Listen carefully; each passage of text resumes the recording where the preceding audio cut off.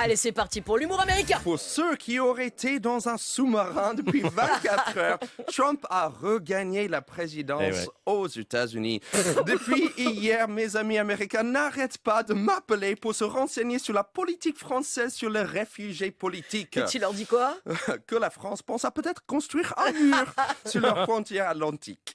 Ce qui est fou, c'est que mes amis et ma famille aux States avaient peur que Trump gagne, mais aussi qu'il perde, parce qu'il allait certainement essayer d'abroger le résultat des élections par la force, comme il a fait le 6 janvier 2021. Je leur disais qu'effectivement, ici en France, le président n'abroge pas le résultat des élections par la force. Non. Il le fait avec le culot. Et ce n'était même pas serré, comme tous les médias le disaient. L'écart entre les deux candidats était plus de 5 millions de votes. C'est la population de l'Irlande. Nous aussi, on oublie souvent de prendre en compte l'Irlande. Alors Sébastien, est-ce que tu pourrais nous expliquer aux Français ces résultats? Moi, je pense que tout ça est autant la faute des démocrates qui ont monté une mauvaise campagne. Je vois le moment où, pour moi, Harris a foiré sa candidature. C'est dans une interview télévisée quand une journaliste lui a demandé si elle aurait fait quelque chose différemment que Joe Biden.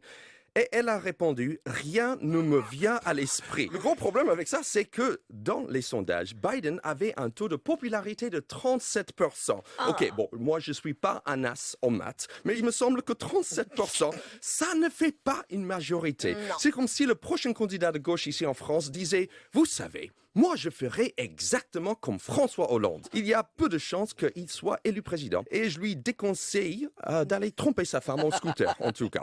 Alors je vais essayer d'expliquer ce résultat en utilisant un langage que tous les Français connaissent.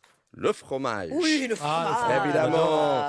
Kamala Harris est comme un Cantal jeune, pas très affiné et qui a passé trop de temps dans un Tupperware avec un camembert vieillissant qui a du mal à se tenir debout.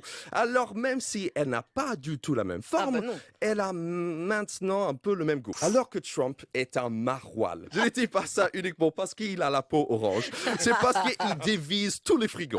Soit tu le détestes, soit tu es fan ultime. En tout cas, il laisse personne indifférent. Alors, fan ou pas fan de maroilles, il risque d'avoir des turbulences. Alors, c'est au monde entier maintenant de mettre sa ceinture, de fermer les yeux et de prendre une grande inspiration. Et essayer de ne pas pleurer. Et surtout, prier pour le climat et les droits des surtout. femmes.